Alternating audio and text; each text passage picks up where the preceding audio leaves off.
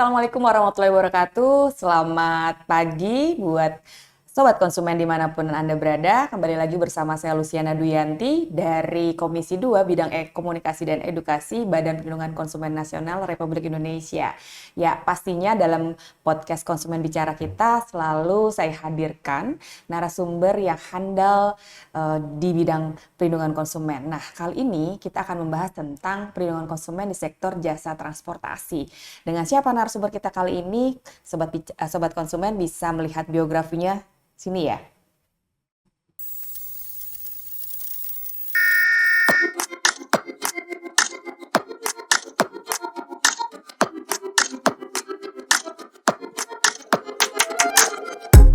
Baik, sudah lihat kan biografinya siapa? Baik, dia adalah Bapak Jailani. Ya, selamat datang Bapak. Terima kasih Mbak Lucy. Ya, terima kasih atas kehadirannya di podcast Konsumen Bicara kita kali ini. Bapak Jailani ini anggota Komisi Advokasi atau Komisi 3 di Badan Perlindungan Konsumen Nasional Republik Indonesia. Sedikit Sobat ketahui bahwa tadi sudah melihat sedikit biografinya ya. Bapak pernah menjabat menjadi tenaga ahli DPR RI, kemudian juga pernah menjabat juga sebagai komisaris utama dan juga sebagai direktur nih. Saat ini duduk di Komisi 3 Advokasi. Gimana nih Pak kesannya udah jadi anggota BPKN RI? Yang pasti senang karena kita ngurusin urusan publik ya. Yang kedua, berterima kasih sekali DPR sama pemerintah memberikan kepercayaan ke kita, jadi kita jadi ikut berpartisipasi untuk bangsa dan negara lah. Karena urusan konsumen ini menyangkut kepentingan publik, mulai dari kita bangun tidur sampai kita tidur lagi, itu semua kita pasti jadi konsumen. Jadi ya cukup senang karena tiap hari kita menerima pengaduan, berurusan dengan masyarakat yang memberikan keluhan dan lain sebagainya. Jadi saya cukup senang sebenarnya, menikmati lah di 6 bulan pertama di BPKN. Baik, ya Sobat Konsumen, Bapak Jailani ingin memberitahu kita tentang perlindungan konsumen di bidang sektor transportasi ya Pak ya. Kan banyak juga kasus-kasus atau masalah atau penanganan pengaduan terkait dengan kasus transportasi di BPKN RI. Mungkin bisa sedikit menginformasikan terkait hal tersebut nih Pak. Iya, di BPKN terutama di Komisi 3 ya, kita memang menerima salah satu tugas BPKN itu, kalau di Undang-Undang Perlindungan Konsumen pasal 33 sama 34, salah satunya itu ya menerima pengaduan terkait dengan masalah perlindungan konsumen. Nah, di Komisi 3 ya kita sehari-hari menerima pengaduan memang. 11 sektor yang di Stranas ya, 11 sektor Stranas itu yang kita tangani, dan pengaduannya lumayan banyak sebenarnya. Jadi yang kita lakukan rutinitas itu ya menerima pengaduan, kemudian memprosesnya, melakukan klarifikasi dan macam-macam, dan ada yang dipulihkan, ada yang sementara berjalan dan sebagainya. Jadi dengan cara itu BPKN berharap banyak persoalan-persoalan terkait perlindungan konsumen bisa kita selesaikan pelan-pelan. Ya, apa aja sih Pak sebenarnya yang termasuk dalam sektor jasa transportasi ini, dan masalahnya itu ada contohnya nggak sih Pak? Mungkin sedikitnya Sobat Konsumen mengetahui gitu ya, apa aja nih? Kalau sektor jasa transportasi itu sebenarnya luas ya. Kalau di bidang pengangkutan orang, jadi ada pengangkutan orang, ada pengangkutan barang gitu. Kalau aktivitasnya ya perpindahan dari barang atau orang atau informasi dari satu tempat ke tempat yang lain, itu sektor transportasi. Nah, kalau penumpang atau orang itu ada udara, transportasi darat, kereta api, bis, kemudian transportasi laut, bisa kapal, bisa ferry dan lain sebagainya. Nah, masalah yang paling sering terjadi di transportasi itu biasanya soal ini cedera janji dari pelaku usaha. Misalnya jadwalnya tidak sesuai, kemudian kenyamanannya, kemudian fasilitas yang diberikan tidak sesuai, misalnya kan. Kadang di brosurnya bagus, ternyata di lokasi di lapangan tidak, atau misalnya kita beli tiket VVIP, ternyata begitu kita nyampe masih ada juga konsumen yang ditaruh di lantai gitu kan, padahal VVIP itu kan harusnya nyaman benar, misalnya di kapal atau jadi memang garis besarnya masalah di sektor transportasi itu pelaku usaha masih banyak melakukan hal-hal yang tidak mengedepankan kenyamanan, kemudian keamanan, dan ya masih tidak mewujudkan apa yang dia janjikan sebenarnya. Dan paling banyak terjadi itu sebenarnya di sektor penerbangan. Kita kerap melihat kasus pesawat delay, kemudian perubahan jadwal yang kadang tidak konfirmasi, lalu kemudian kasus-kasus kecelakaan yang eh, pihak maskapai pun tidak bertanggung jawab sepenuhnya. Itu menjadi masalah-masalah yang kita hadapi di dalam transportasi kita. Kemudian di satu sisi tiket pesawat, misalnya di transportasi udara, tiket pesawat itu kan naik terus, tapi tidak diimbangi dengan pelayanan konsumen. Tadi kenyamanannya, keselamatannya itu orang jadi was-was gitu. Nah, Ya. itu. Oke, baik, Sobat Konsumen, memang bicara tentang perlindungan konsumen di sektor jasa transportasi ini, kita sebagai konsumen tentunya mempunyai hak atas keamanan, kenyamanan, dan juga keselamatan gitu ya Pak ya. Nah, tadi kita sudah sedikit membahas bahwa banyak sekali kasus terkait dengan perlindungan konsumen di bidang sektor Ya, jasa transportasi ini, misalnya saja pesawat yang delay, atau harga tiket pesawat yang terus naik ya Pak ya, ya, malah nggak pernah turun ya. nggak pernah Mungkin turun. ada di jam-jam tertentu mungkin ya, Eh, kalau kita lihat ya.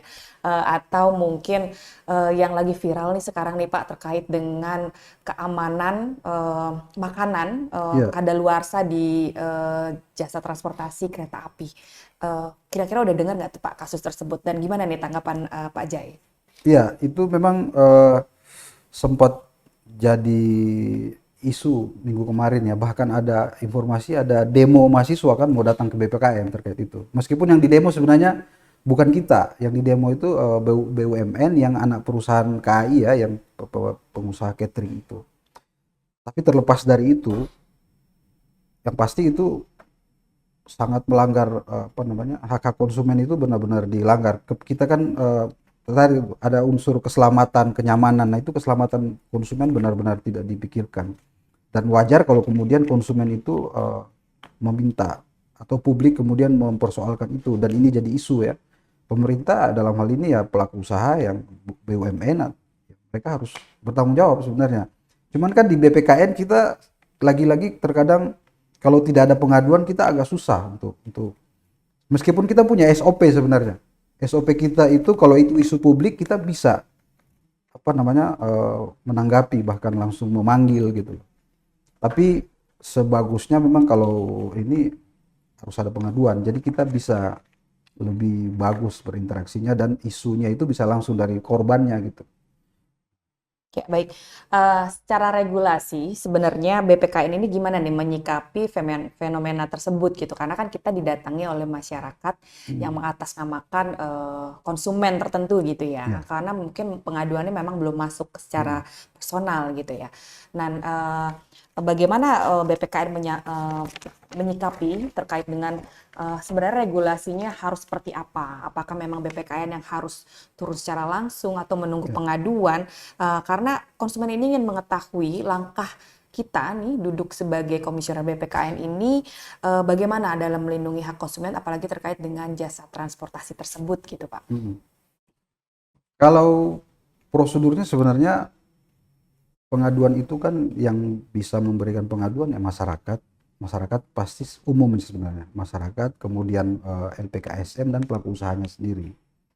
Kalau ada masyarakat yang datang mengadu meskipun sebenarnya bukan korban, kalau saya pikir kita terima aja. Yang penting ada pengaduan karena itu isu publik sebenarnya.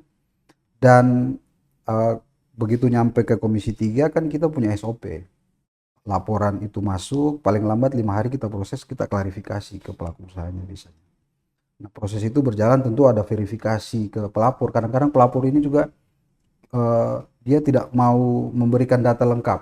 Nah, kita juga tidak mau seperti itu. Kita akan mengklarifikasi dulu yang melaporkan, kalau udah clear baru kita panggil pelaku usahanya. Biar kemudian status antara yang dilaporkan dan melaporkan ini jelas dulu. Kita kadang-kadang kan banyak tuh karena dia online pelaporannya, kadang-kadang ya dia asal aja sekedar nulis gitu, setelah kita cross check orangnya tidak jelas, datanya nggak ada, bahkan tidak responnya, udah kita yang begitu-begitu kita lewatkan. Jadi sebenarnya prosedur seperti itu tidak susah sebenarnya, apalagi kita kan sudah buka apa namanya sistem pengaduan online kan, sebenarnya siapa aja bisa, dan di aturan itu jelas eh, konsumennya dirugikan dan dia punya hak untuk mengadukan itu. Ya, sedikit mungkin konsumen ingin mengetahui nih Pak, gimana sih sebenarnya bentuk perlindungan konsumen di bidang sektor transportasi ini Pak, yang BPKN bisa memberikan masukan atau solusi terhadap itu? Ya, kalau yang sudah kita lakukan, kita menerima pengaduan, memproses. Nah, tapi kalau melihat kejadian di bidang sektor transportasi, terutama jasa transportasi udara ya, ini kan kejadian berulang yang orang mengadu soal delay, soal keterlambatan, kemudian keterlambatan pesawat datang ataupun tiket dimajukan atau tiket dimundurkan waktunya itu. Kemudian pihak Lion Air pun dalam yang kita hadapi, kalau kita panggil kadang-kadang responnya agak slow respon. Karena mungkin kasusnya berulang-ulang gitu loh. Nah, solusinya memang salah satu yang bisa kita lakukan adalah Lion Air harusnya membuka unit-unit pelindungan konsumen di beberapa bandara misalnya. Jadi kalau ada persoalan-persoalan, ada saluran bagi masyarakat untuk menyampaikan itu. Atau mungkin BPKN juga bisa buka unit di bandara gitu, bekerja sama dengan otoritas bandara. Sehingga publik itu tidak diterlantarkan, atau minimal ya kalau dia semacam dia mau curhat ada yang mau mendengarkan. Tapi kalau dia nggak jelas ngomong ke petugas juga nggak bisa ngapa-ngapain. Sementara dia itu butuh kepastian, butuh mengeluhkan apa yang dia alami. Nah, saya kira yang bisa kita lakukan itu BPKN sudah bisa kita buka kerjasama dengan otoritas bandara, kita buka tuh unit pengaduan di situ. Apalagi pada saat-saat momen-momen liburan, hari-hari besar itu kan kredit banget dan selalu ada kejadian. Itu yang bisa kita lakukan, karena tadi kita tidak hanya nunggu orang ngadu, tapi kalau bisa kita sebelum kejadian kita punya antisipasi gitu. Iya. Itu bagian dari upaya BPKN untuk lebih proaktif lah saya kira. Iya, kalau saya lagi kemarin sempat baca juga nih di salah satu media sosial Instagram mantan Gubernur Jawa Barat ya Bapak Ridwan Kamil, terkait dengan pengaduannya tentang koper yang ketinggalan. Padahal ini maskapai internasional ya. Artinya begini, memang maskapai dalam negeri juga tentunya tidak luput sekali bahwa kasus-kasus itu berulang dan sering terjadi ya. Nah, kenapa sih harus berulang gitu kan? Yang sering ditanyakan konsumen adalah mengapa tidak ada perbaikan terkait perlindungan konsumen itu, apalagi terkait delay, karena kan kita tidak bisa memastikan setiap personal dari orang yang membeli tiket itu pasti ada kebutuhan. Mungkin dia holiday, mungkin dia ada kebutuhan urgent atau kerja dan sebagainya ya.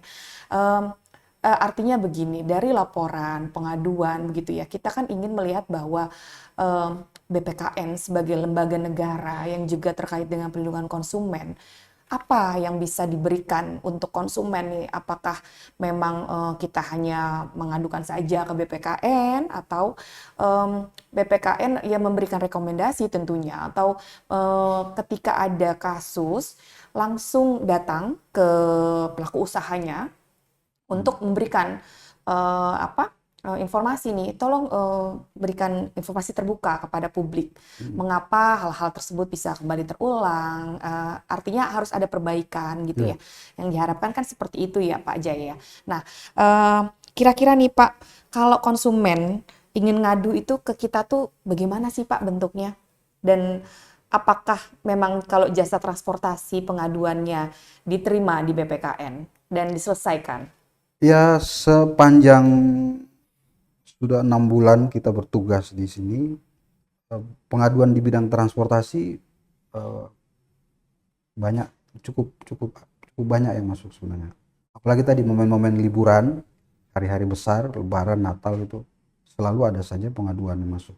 Dan sebenarnya prosedur pengaduannya sama aja dengan sektor-sektor yang lain, termasuk jasa keuangan yang tadinya orang sudah ke OJK sebenarnya, tapi masih ada juga yang ke BPKN. Jadi dan sistem pengaduan kita kan sudah lebih mudah sebenarnya.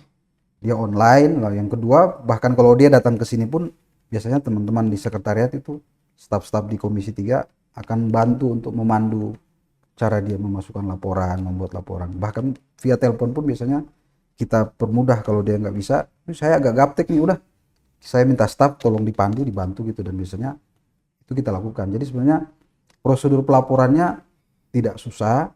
Tapi kita minta kejujuran juga dari konsumen yang melaporkan, kerugian dia berapa, Yang pasti kerugian real bukan imaterial. Kadang-kadang kan dia beli pesawat beli tiket harganya sekian, tapi kerugian imaterial dia masukin juga, kok kerugian yang dia klaim gede padahal kan dari perjalanan dia itu yang dia keluarkan sebenarnya nggak sejumlah itu. Nah, itu hal-hal yang kita temukan di lapangan. Jadi kalau ditanya prosedurnya tidak rumit, sistemnya sudah online dan bisa diakses dari mana saja sebenarnya. Lalu yang kedua, pasti akan kita proses. Prosesnya nanti itu seperti apa, sejauh ini yang kita lakukan biasanya memang pelaku usaha kita panggil, dan kalau itu bisa dipulihkan biasanya pelaku usaha dia langsung pulihkan hak konsumen. Tapi untuk jangka panjang menurut saya memang BPKN ini kan lembaga negara ya, dan kita tidak bisa kerja sendiri sebenarnya. Nah, solusi ini pernah disampaikan sama Dirjen PKTN waktu itu.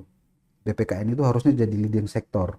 Jadi semua sektor, yang 11 sektor ini yang ada hubungan dengan perlindungan konsumen yang di Stranas PK itu, harusnya kita tuh kesehatan, Kementerian Perdagangan, Kementerian Perhubungan, itu kita mesti duduk bersama, lalu kemudian BPKN menjadi leading sektor. Artinya begini, setiap kali ada persoalan, pengaduannya boleh ke BPKN, tapi penyelesaiannya kalau itu berhubungan dengan kesehatan, BPOM, kita akan libatkan kesehatan.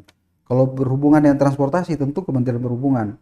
Karena yang mengeluarkan perizinan perhubungan, sementara kita tidak mengeluarkan regulasi terkait penerbangan. Jadi dia lebih, istilahnya lebih, kalau selama Kementerian Perhubungan tidak meributkan, ya dia tenang-tenang aja. BPKN ngomong segala macam, ya sudah, dia datang, proses formal aja jadinya. Tapi kan kita tidak bisa memberikan sanksi. Tapi kalau kita punya kerjasama dengan semua lembaga, lalu kita leading sektornya, ya biar nanti asesmen penyelesaian itu biar kementerian terkait. Misalnya penerbangan, yang pasti itu perhubungan udara misalnya. Dialah yang kemudian bisa secara tegas memberikan teguran, memberikan sanksi, dan memang prosedurnya ada di sana. Nah, itu yang harus kita lakukan menurut saya, sehingga kita tidak melakukan pekerjaan yang rutinitas tapi tidak banyak menyelesaikan. Harapan kita kan solusinya lebih lebih menyelesaikan secara prinsip. Apalagi nanti kan kita punya satu, menurut saya kita punya kartu paling penting ketika kita mengeluarkan rekomendasi. Nah, persoalan-persoalan yang kita tangani ini kan bagian dari upaya kita menerima respon dan masukan dari publik terkait dengan rekomendasi yang akan kita berikan ke pemerintah. Karena kan salah satu tugas kita tadi memberikan rekomendasi ke pemerintah. Mungkin harapannya ke depan, dan saya yakin itu akan kita lakukan, kita coba bangun forum tadi, komunikasi dengan kementerian-kementerian lembaga yang lain sehingga BPKN bisa menjadi leading sektor. Apalagi memang di Stranas PK itu yang disebut untuk mengkoordinasikan itu BPKN sama Kementerian Perdagangan, PKTN. Jadi ruang untuk itu ada. Cuman ya memang karena kita baru 6 bulan ini baru berjalan, memang kita banyak melakukan penyesuaian. Mudah-mudahan di periode ini akan jauh lebih baik, dan apa yang diharapkan masyarakat itu pelan-pelan bisa kita penuhi, dan itu indeks keberdayaan konsumen juga bisa meningkat. Kalau sekarang kan di angka yang ada sekarang kan konsumen itu memang sudah cukup, tapi harapan kita masyarakat bisa lebih berdaya lagi. Jadi dia tidak hanya bisa ini, tapi dia lebih cerdas lah, seperti tema ulang tahun kita sekarang itu kan, konsumen lebih berdaya, lebih cerdas, sehingga memang bisa meminimalisir masalah-masalah perlindungan konsumen. Karena kalau bisa dicegah, jangan sampai udah kejadian baru ngadu gitu. Karena memang kita ini kan konsumen. Saya posisinya bisa menjadi konsumen, dalam sehari kita bisa terlibat jadi konsumen, mulai dari pagi sampai kita tidur lagi kita pasti jadi konsumen. Semua orang termasuk pelaku usaha di sisi ini dia berusaha di bidang transportasi, tapi di bidang lain dia akan jadi konsumen juga. Tinggal posisinya kita konsumen akhir atau konsumen perantara gitu.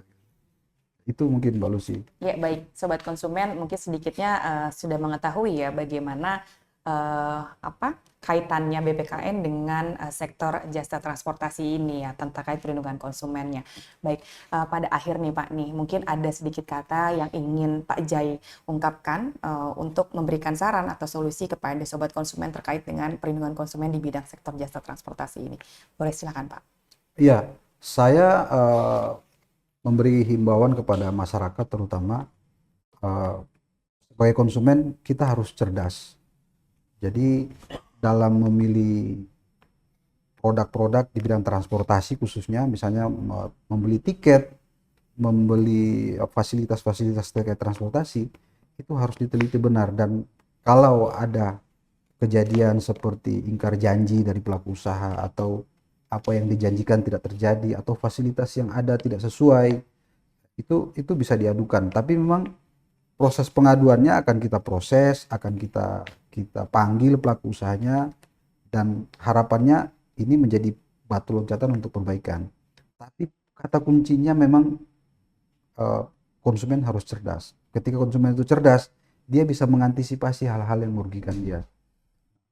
Sehingga kemudian beriringan nih BPKN dengan masyarakat, kita saling mengawal, sehingga ke depan konsumen ini posisinya lebih bermartabat lah, dan pelaku usaha jauh lebih bertanggung jawab dari yang sebelumnya. Mungkin itu harapan kita, dan ke depan dengan posisi seperti ini, angka keberdayaan konsumen kita indeksnya makin naik. Mungkin itu. Baik, baik Sobat Konsumen, terima kasih Pak Jailani atas kehadirannya Sama-sama, kali Mbak ini di Lucy. podcast Konsumen Bicara. Ya, Sobat Konsumen, terima kasih telah menonton pada detik terakhir ini. Pastinya setiap kali ada kasus terkait dengan jasa transportasi, Sobat Konsumen bisa juga melibatkan kami BPKN RI terkait dengan pengaduan. Bisa langsung ke hotline-nya kami di 08 153 153 153. Sekali lagi ya, 08 153 153 153, atau bisa langsung masuk ke websitenya BPKN RI, klik di bagian pengaduan di www.bpknri.go.id ya. Baik, jangan lupa untuk selalu like dan subscribe channel YouTube-nya BPKN, yaitu BPKN RI, dan juga like dan follow akun media sosialnya BPKN RI di BPKN RI, dan juga di TikTok kami dan juga Facebook di BPKN RI. Ya, Sobat Konsumen, jangan lupa untuk selalu nonton podcast Konsumen Bicara, pastinya bersama saya Luciana Duyanti. Untuk di next episode selanjutnya, saya akan mengundang narasumber yang juga ahli di bidang perlindungan konsumen, tentunya terkait dengan bahasan-bahasan yang sedang viral terkait perlindungan konsumen. Baik Pak Jailani, kita bersama-sama ya mengucapkan kepada Sobat Konsumen, salam konsumen Salam berdaya. konsumen berdaya.